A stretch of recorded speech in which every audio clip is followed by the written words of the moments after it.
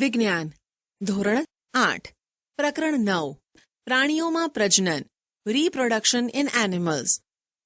તમે પાચન, પરિવહન તેમજ શ્વસન પ્રક્રિયાઓ વિશે અગાઉના ધોરણમાં અભ્યાસ કર્યો. શું તમને તેના વિશે યાદ છે? આ પ્રક્રિયાઓ પ્રત્યેક સજીવો માટે તેઓના અસ્તિત્વ માટે આવશ્યક છે. તમે વનસ્પતિઓના પ્રજનન વિશે અગાઉ અભ્યાસ કરી ચૂક્યા છો. પ્રજનન જાતિઓનું સાતત્ય જાળવી રાખવા માટે આવશ્યક છે. કલ્પના કરો કે સજીવો પ્રજનન ન કરે તો શું થાય? તમે એ વાતને માનશો કે પ્રજનનનું સજીવોમાં એક વિશેષ મહત્વ છે, કારણ કે તે એક એવા સજીવોમાં પેઢી દર પેઢી નિરંતરતા બનાવી રાખવાનું સુનિશ્ચિત કરે છે. તમે અગાઉના ધોરણમાં વનસ્પતિઓમાં પ્રજનન વિશે અભ્યાસ કરી ચૂક્યા છો. આ પ્રકરણમાં આપણે જાણીશું કે પ્રાણીઓ કેવા પ્રકારે પ્રજનન કરે છે. પ્રજનનના પ્રકારો, મોડ્સ ઓફ રીપ્રોડક્શન.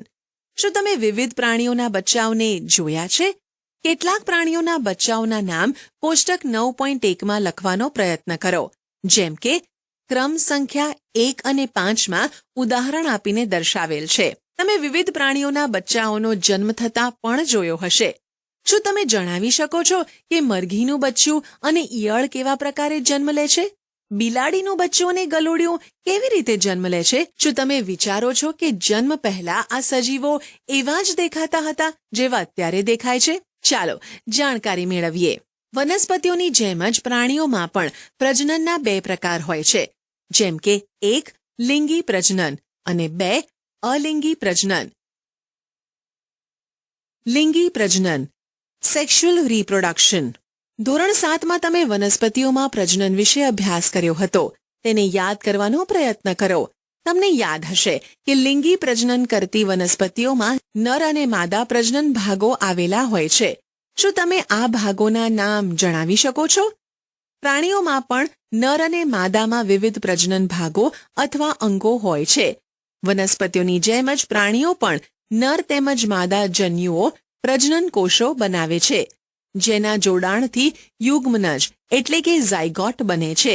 આ યુગ્મનજનો વિકાસ થઈને એક નવો સજીવ બને છે. એવા પ્રકારનું પ્રજનન કે જેમાં નર અને માદા જન્યુઓનું જોડાણ થતું હોય તેને લિંગી પ્રજનન એટલે કે સેક્સ્યુઅલ રીપ્રોડક્શન કહે છે. ચાલો મનુષ્યમાં પ્રજનનના ભાગોનો ખ્યાલ મેળવીએ તથા પ્રજનન પ્રક્રિયાઓનો અભ્યાસ કરીએ. નર પ્રજનન અંગો, મેલ રિપ્રોડક્ટિવ ઓર્ગન્સ. નર પ્રજનન અંગોમાં એક જોડ શુક્રપિંડ એટલે કે ટેસ્ટિસ, 2 શુક્રવાહિનીઓ અને એક શિશ્ન પેનિસ આવેલું હોય છે. શુક્રપિંડ નર જનન કોષો એટલે કે નરજન્યુઓ ઉત્પન્ન કરે છે, જેને શુક્રકોષો એટલે કે સ્પર્મ્સ કહે છે. શુક્રપિંડ લાખોની સંખ્યામાં શુક્રકોષો ઉત્પન્ન કરે છે. આકૃતિ 9.2માં શુક્રકોષની રચના દર્શાવવામાં આવેલ છે. શુક્રકોષો અત્યંત સૂક્ષ્મ હોય છે. તે પ્રત્યેકમાં એક શીર્ષ, મધ્ય ભાગ અને એક પૂંછડી હોય છે. શું શુક્રકોષ એક કોષ જેવા દેખાય છે? વાસ્તવમાં પ્રત્યેક શુક્રકોષમાં કોષના સામાન્ય ઘટકો જોવા મળે છે. શુક્રકોષમાં પૂંછડીનું કામ શું છે? માદા પ્રજનન અંગો, ફિમેલ રિપ્રોડક્ટિવ ઓર્ગન્સ. માદા પ્રજનન અંગોમાં એક જોડ અંડપિંડ એટલે કે ઓવરીઝ, અંડવાહિનીઓ, ફેલોપિન ટ્યુબ્સ, ફેલોપિન નલિકાઓ અને ગર્ભાશય યુટ્રસ હોય છે. અંડપિંડ માદા જન્યુઓ ઉત્પન્ન કરે છે, જેને અંડકોષ ઓવા કહે છે. મનુષ્યમાં માદામાં પ્રતિ માસ બંને અંડપિંડોમાંથી કોઈ પણ એક અંડપિંડમાંથી એક વિકસિત અંડકોષ અંડવાહિનીમાં મુક્ત થાય છે. ગર્ભાશય એ ભાગ છે જેમાં શિશુનો વિકાસ થાય છે. શુક્રકોષની જેમ જ અંડકોષ પણ એક કોષ જ છે. બુજોને યાદ છે કે વિભિન્ન પ્રાણીઓમાં અંડકોષનું કદ અલગ અલગ હોય છે. અંડકોષ અતિ સૂક્ષ્મ હોઈ શકે છે, દાખલા તરીકે મનુષ્યમાં, અથવા ખૂબ જ મોટો પણ હોઈ શકે છે, દાખલા તરીકે મરઘીમાં. શા મૂર્ગનો અંડકોષ સૌથી મોટો હોય છે? ફલન, ફર્ટિલાઇઝેશન. પ્રજનન પ્રક્રિયાનું પહેલું ચરણ શુક્રકોષ અને અંડકોષનું જોડાણ છે. જ્યારે શુક્રકોષો અંડકોષના સંપર્કમાં આવે છે ત્યારે તેમાંથી એક શુક્રકોષ અંડકોષ સાથે જોડાઈ જાય છે. શુક્રકોષ અને અંડકોષનું આ જોડાણ ફલન તરીકે ઓળખાય છે. ફલન દરમિયાન શુક્રકોષ અને અંડકોષ જોડાઈને એક થઈ જાય છે. ફલનના પરિણામે યુગ્મનજ ઝાયગોટનું નિર્માણ થાય છે. શું તમને જાણકારી હતી કે યુગ્મનજ એક નવા સજીવનો પ્રારંભ છે? ફલનની પ્રક્રિયામાં માતાનો અંડકોષ અને પિતાનો શુક્રકોષ જોડાણ પામે છે, એટલે નવી સંતતિમાં કેટલાક લક્ષણો તેની માતામાંથી અને કેટલાક લક્ષણો તેના પિતામાંથી આનુવંશિક થાય છે. તમારા ભાઈ અને બહેનને જુઓ અને એ ઓળખવાનો પ્રયત્ન કરો કે તેમનામાં કયા લક્ષણો માતામાંથી અને કયા લક્ષણો પિતામાંથી પ્રાપ્ત થયા છે. જે ફલન માદાના શરીરની અંદર થાય છે તેને અંતઃફલન ઇન્ટરનલ ફર્ટિલાઇઝેશન કહેવાય છે. મનુષ્ય, ગાય, કૂતરા તથા મરઘી વગેરે અનેક પ્રાણીઓમાં અંતઃફલન થાય છે. શું તમે ટેસ્ટ ટ્યુબ બેબી વિશે સાંભળ્યું છે? બુજોને પહેલીના શિક્ષકે એકવાર વર્ગખંડમાં જણાવ્યું હતું કે કેટલીક સ્ત્રીઓમાં અંડવાહિની બંધ હોય છે. આવી સ્ત્રીઓ બાળક પેદા કરવા માટે અસમર્થ હોય છે, કારણ કે ફલન માટે શુક્રકોષ અંડકોષ સુધી પહોંચી શકતા નથી. આવી સ્થિતિમાં ડોક્ટર તંદુરસ્ત રીતે મુક્ત થયેલ અંડકોષ તેમજ શુક્રકોષો એકત્રિત કરીને યોગ્ય માધ્યમમાં કેટલાક કલાકો સુધી એકસાથે રાખે છે, જેનું IVF અથવા ઇન વિટ્રો ફર્ટિલાઇઝેશન શરીરની બહાર ફલન થઈ શકે. જો ફલન થઈ જાય તો યુગ્મનજને 1 અઠવાડિયા સુધી વિકસિત થવા દેવામાં આવે છે અને ત્યારબાદ તેને માતાના ગર્ભાશયમાં સ્થાપિત કરવામાં આવે છે. માતાના ગર્ભાશયમાં ગર્ભનો સંપૂર્ણ વિકાસ થાય છે તથા સામાન્ય બાળકની જેમ જ જન્મ થાય છે. આ પદ્ધતિ દ્વારા જન્મેલ બાળકને ટેસ્ટ ટ્યુબ બેબી કહે છે. આમ તો આ નામ ગેરમાર્ગે દોરે છે, કારણ કે બાળકનો વિકાસ ટેસ્ટ ટ્યુબમાં નથી થઈ શકતો. તમને જાણીને આશ્ચર્ય થશે કે અનેક પ્રાણીઓમાં ફલન ક્રિયા માદા પ્રાણીના શરીરની બહાર થાય છે. આવા પ્રાણીઓમાં ફલન પાણીમાં થાય છે. ચાલો જાણીએ કે આ ક્રિયા કેવી રીતે સંપન્ન થતી હશે. પ્રવૃત્તિ 9.1 વસંત અથવા ચોમાસાની ઋતુમાં કોઈ તળાવ અથવા વહેતા ઝરણાની મુલાકાત કરો. પાણીમાં તરતા દેડકાના ઈંડાઓને શોધો. ઈંડાઓનો રંગ તથા કદ નોંધો. વસંત અથવા ચોમાસાની ઋતુમાં દેડકાઓ તથા ટોળ તળાવ અથવા ધીમેથી વહેતા ઝરણા પાસે જાય છે. જ્યારે નર અને માદા એકસાથે પાણીમાં આવે છે ત્યારે માદા અસંખ્ય ઈંડાઓ મૂકે છે. મરઘીના ઈંડાની જેમ દેડકાના ઈંડા કવચથી ઢંકાયેલા હોતા નથી તથા તે અપેક્ષાકૃત ઘણા કોમળ હોય છે. જેલીનું એક પડ ઈંડાઓને એકસાથે જોડાયેલા રાખે છે તથા તેનું રક્ષણ પણ કરે છે. માદા જેવા અંડકોષ મુક્ત કરે છે તરત જ નર તેની ઉપર શુક્રકોષોનો ત્યાગ કરે છે. પ્રત્યેક શુક્રકોષો તેની લાંબી પૂંછડીની મદદથી પાણીમાં આમ તેમ તર્યા કરે છે અને શુક્રકોષો અંડકોષોના સંપર્કમાં આવે છે, જેના પરિણામે ફલન થાય છે. આવા પ્રકારનું ફલન કે જેમાં નર અને માદા પ્રજનન કોષોનું જોડાણ માદાના શરીરની બહાર થતું હોય તેને બાહ્ય ફલન એક્સટર્નલ ફર્ટિલાઇઝેશન કહે છે. આવું ફલન માછલીઓ, સ્ટારફિશ જેવા જલીય પ્રાણીઓમાં જોવા મળે છે. માછલી અને દેડકો એકસાથે અસંખ્ય ઈંડા કેમ મૂકે છે, જ્યારે મરઘી એકસાથે એક જ ઈંડું આપે છે? આ પ્રાણીઓ સેંકડો અંડકોષો મૂકે અને લાખો શુક્રકોષો મુક્ત કરે છે. તેમાંથી બધા અંડકોષો ફલન પામીને નવા સજીવનું નિર્માણ નથી કરી શકતા. એનું કારણ છે કે અંડકોષો તેમજ શુક્રકોષો સતત પાણીની ગતિ, વાયુ તેમજ વરસાદની અસરથી પ્રભાવિત થતા રહેતા હોય છે. તળાવમાં બીજા એવા પણ પ્રાણીઓ હોય છે કે જ્યાં ઈંડાઓનું ભોજન કરે છે. આથી જ અંડકોષો અને શુક્રકોષોનું મોટી સંખ્યામાં ઉત્પન્ન થવું આવશ્યક છે, જેથી તેમાંથી કેટલાકનું ફલન શક્ય બની શકે. એક કોષમાંથી ખૂબ મોટા સજીવનું નિર્માણ કેવી રીતે થાય છે? ભ્રૂણનો વિકાસ, ડેવલપમેન્ટ ઓફ એમ્બ્રિયો. ફલનના પરિણામ સ્વરૂપે યુગ્મનજનું નિર્માણ થાય છે, જે વિકાસ પામીને ભ્રૂણમાં પરિવર્તિત થાય છે. યુગ્મનજનું સતત વિભાજન થઈને કોષોની ગોળાકાર રચનામાં ફેરવાય છે. ત્યારબાદ કોષો સમૂહ બનાવે છે, જે વિકાસ પામીને પેશીઓ અને શરીરના અંગો તરીકે વિકાસ પામે છે. આ વિકાસ પામતી સંરચનાને ભ્રૂણ એટલે કે એમ્બ્રિયો કહે છે. ભ્રૂણ ગર્ભાશયની દિવાલ પર ચોંટી જાય છે અને વિકાસ પામ્યા કરે છે. ગર્ભાશયમાં ભ્રૂણનો સતત વિકાસ થતો રહે છે. ધીરે ધીરે વિવિધ શારીરિક અંગો જેવા કે હાથ, પગ, માથું, આંખો, કાન વગેરે વિકસિત થઈ જાય છે. ભ્રૂણની એ અવસ્થા કે જેમાં બધા જ શારીરિક અંગોની ઓળખ થઈ શકે તેને ગર્ભ એટલે કે ફીટસ કહે છે. જ્યારે ગર્ભનો વિકાસ પૂર્ણ થઈ જાય છે ત્યારે માતા નવજાત શિશુને જન્મ આપે છે. મરઘીમાં પણ અંતઃફલન થાય છે. તો શું મરઘી મનુષ્ય અને ગાયની જેમ બચ્ચાને જન્મ આપે છે? તમે જાણો છો કે મરઘી બચ્ચાને જન્મ આપતી નથી. તો પછી મરઘીનું બચ્ચું કઈ રીતે જન્મ લે છે? ચાલો જાણકારી મેળવીએ. ફલન પછી તરત જ યુગ્મનજ સતત વિભાજન પામ્યા કરે છે અને અંડવાહિનીમાં નીચેની તરફ ખસતો રહે છે. તેનું નીચેની તરફ ખસવાની સાથે સાથે તેની આજુબાજુ સુરક્ષિત પડ બનતું જાય છે. મરઘીના ઈંડા પર જોવા મળતું કઠણ કવચ પણ આવું જ એક સુરક્ષિત પડ છે. વિકસિત ભ્રૂણની ઉપર કઠોર કવચનો પૂર્ણ વિકાસ થયા બાદ મરઘી ઈંડું મૂકે છે. મરઘીના ઈંડામાંથી બચ્ચું એટલે કે ચીક બનવા માટે 3 અઠવાડિયા જેટલો સમય લાગે છે.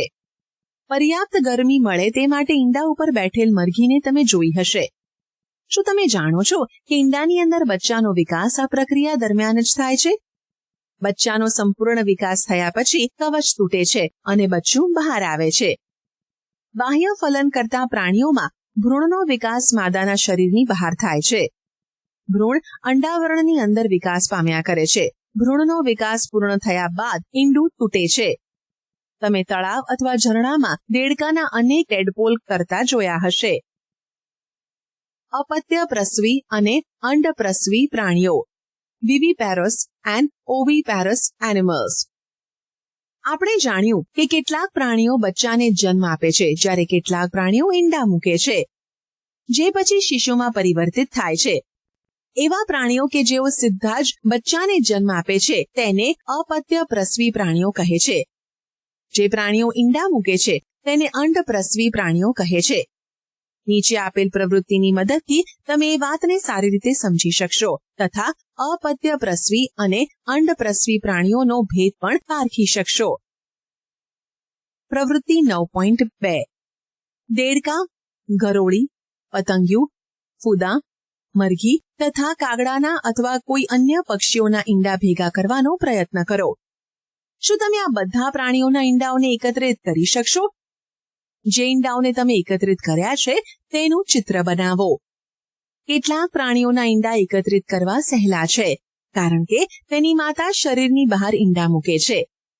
જે પ્રાણીઓના ઈંડા એકત્રિત કરવામાં તમે સફળ રહ્યા છો તે પ્રાણીઓ અંડપ્રસવી પ્રાણીઓના ઉદાહરણ છે. પરંતુ તમે ગાય, કૂતરા તથા બિલાડીના ઈંડા એકત્રિત નહીં કરી શકો. એવું એટલા માટે છે કારણ કે તે ઈંડા નથી મૂકતા. તેમનામાં માતા પૂર્ણ વિકસિત શિશુને જન્મ આપે છે. આ અપત્ય પ્રસવી પ્રાણીઓના ઉદાહરણ છે. શું તમે અપત્ય પ્રસવી તેમજ અંડપ્રસવી પ્રાણીઓના અન્ય ઉદાહરણ આપી શકો છો? શિશુમાંથી પુખ્ત સ્વરૂપ, યંગ વન ટુ એડલ્ટ. નવજાત જન્મેલા પ્રાણી અથવા ઈંડાના તૂટવાથી નીકળેલા પ્રાણી ત્યાં સુધી વૃદ્ધિ કરતા રહે છે જ્યાં સુધી તે પુખ્ત ન થઈ જાય. કેટલાક પ્રાણીઓમાં નવજાત બચ્ચા પુખ્ત પ્રાણીથી સાવ અલગ જ દેખાય છે. રેશમના કીડાનું જીવનચક્ર યાદ કરો. ઈંડા, લાર્વા અથવા ઈયળ, પ્યુપા, પુખ્ત, જેના વિશે તમે ધોરણ 7માં અભ્યાસ કરી ચૂક્યા છો. દેડકો આ પ્રકારના પ્રાણીઓનું અન્ય એક ઉદાહરણ છે. દેડકામાં ઈંડાથી શરૂ કરીને પુખ્તતા સુધીની તમામ અવસ્થાઓનું નિરીક્ષણ કરો. આપણે 3 સ્પષ્ટ અવસ્થાઓ અથવા તબક્કાઓ જોઈ શકીશું જેમ કે ઈંડા, ટેડપોલ, લાર્વા, પુખ્ત. શું ટેડપોલ પુખ્ત દેડકાથી ભિન્ન હોય છે? શું તમે વિચારી શકો છો કે કોઈ દિવસ આ ટેડપોલ એક પુખ્ત દેડકો બની જશે? તેવી જ રીતે રેશમ કીડાની ઈયળ અથવા પ્યુપા પુખ્ત રેશમના કીડાથી ખૂબ જ અલગ દેખાય છે. પુખ્તમાં જોવા મળતા લક્ષણો નવજાતમાં જોવા મળતા નથી. તો પછી ટેડપોલ અથવા ઈયળનું ત્યારબાદ શું થાય છે? તમે એક સુંદર ફૂદા, મોથને અંડઘર એટલે કે કોકૂનમાંથી બહાર નીકળતા જોયું હશે. ટેડપોલ રૂપાંતરણ પામીને પુખ્ત દેડકામાં ફેરવાઈ જાય છે, જે કૂદી શકે છે અને તરી શકે છે. કેટલાક વિશેષ પરિવર્તનોની સાથે ટેડપોલનું પુખ્તમાં રૂપાંતરણ પામવાની ક્રિયાને કાયાંતરણ, મેટામોર્ફોસિસ કહે છે. જેમ જેમ આપણે મોટા થઈએ છીએ તેમ તેમ આપણે શરીરમાં કેવા પરિવર્તનો જોઈએ છે? શું તમે વિચારો છો કે આપણું પણ કાયાંતરણ થાય છે? મનુષ્યમાં જન્મ સમયથી જ નવજાત શિશુમાં પુખ્ત જેવા જ શારીરિક અંગો આવેલા હોય છે. અલિંગી પ્રજનન, અસેક્સ્યુઅલ રિપ્રોડક્શન. અત્યાર સુધી આપણે પ્રજનન પ્રક્રિયાઓનો અભ્યાસ એવા પ્રાણીમાં કર્યો કે જેનાથી આપણે પરિચિત હતા, પરંતુ અત્યંત નાના પ્રાણીઓ જેવા કે હાઇડ્રા તેમજ સૂક્ષ્મદર્શી પ્રાણી જેમ કે અમીબામાં પ્રજનન કેવા પ્રકારે થતું હશે? શું તમે તેઓની પ્રજનન કરવાની રીત વિશે જાણો છો? ચાલો તેની જાણકારી પ્રાપ્ત કરીએ. પ્રવૃત્તિ 9.3. હાઇડ્રાની સ્થાયી સ્લાઇડ લો. વિપુલદર્શક કાચ અથવા સૂક્ષ્મદર્શક યંત્રની મદદથી સ્લાઇડનું નિરીક્ષણ કરો. પિતૃ શરીર ઉપરથી શું કોઈ ઉપસેલી સંરચના જોવા મળે છે? આ ઉપસેલી સંરચનાઓની સંખ્યાની ગણતરી કરો. તેનું કદ પણ નોંધો.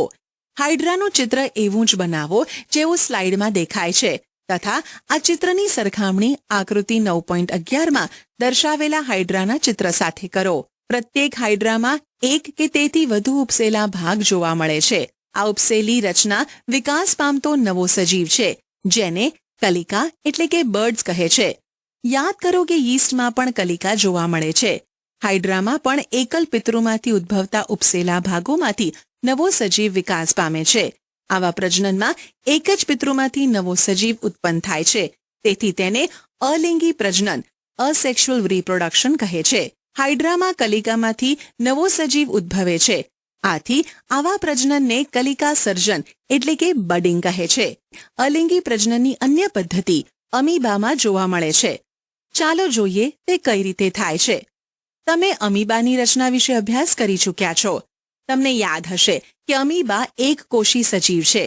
તેમાં કોષ કેન્દ્રના 2 ભાગોમાં વિભાજનથી પ્રજનન ક્રિયાની શરૂઆત થાય છે. ત્યારબાદ કોષ પણ 2 ભાગોમાં વિભાજિત થઈ જાય છે, જેના પ્રત્યેક ભાગમાં કોષ કેન્દ્ર હોય છે. પરિણામ સ્વરૂપે એક પિતૃમાંથી 2 અમીબા બને છે.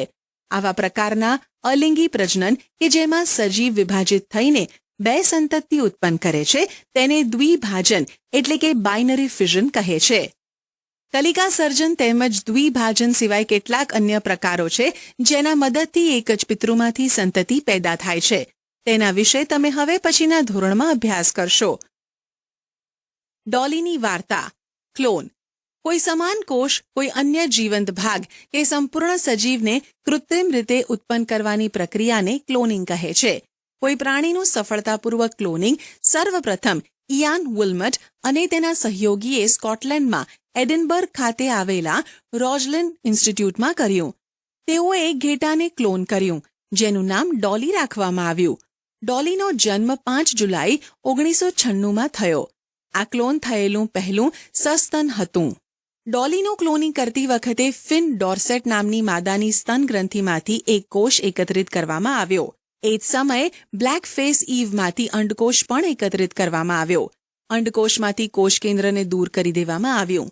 ત્યારબાદ ફિન ડોર્સેટ ઘેટાના સ્તન ગ્રંથિમાંથી લેવામાં આવેલ કોષનું કોષ કેન્દ્ર સ્કોટિશ બ્લેક ફેસ ઈવના કોષ કેન્દ્ર વગરના અંડકોષમાં દાખલ કરવામાં આવ્યું. આ પ્રકારે ઉત્પન્ન અંડકોષને સ્કોટિશ બ્લેક ફેસ ઈવમાં દાખલ કરવામાં આવ્યો. અંડકોષનો વિકાસ સામાન્ય સ્વરૂપે થયો તથા ડોલીનો જન્મ થયો. સ્કોટિશ બ્લેક ફેસ ઈવે ડોલીને જન્મ આપ્યો હતો, પરંતુ ડોલી ફિન ડોર્સેટ ઘેટા જેવી દેખાતી હતી કે જેનામાંથી કોષ કેન્દ્ર લેવામાં આવ્યું હતું. કેમ કે સ્કોટિશ બ્લેક ફેસ ઈવના અંડકોષમાંથી કોષ કેન્દ્રને દૂર કરી દેવામાં આવ્યું હતું, જેથી ડોલીમાં સ્કોટિશ બ્લેક ફેસ ઈવનું કોઈ પણ લક્ષણ પ્રદર્શિત ન થયું. ડોલી એક ફિન ડોર્સેટ ઘેટાની તંદુરસ્ત ક્લોન હતી, જેને પ્રાકૃતિક લિંગી પ્રજનન દ્વારા અનેક સંતતિઓને જન્મ આપ્યો. દુર્ભાગ્ય રીતે ફેફસાના રોગના કારણે 14 ફેબ્રુઆરી 2003માં ડોલીનું મૃત્યુ થયું. ડોલીના મૃત્યુ પછી સસ્તનમાં ક્લોન બનાવવાના અનેક પ્રયત્નો કરવામાં આવ્યા. ઘણા બધા તો જન્મ પહેલા જ મૃત્યુ પામ્યા તથા કેટલાક જન્મ બાદ તરત જ મૃત્યુ પામ્યા. ક્લોનવાળા પ્રાણીઓમાં જન્મ સમયે ઘણીવાર અનેક વિકૃતિઓ જોવા મળે છે.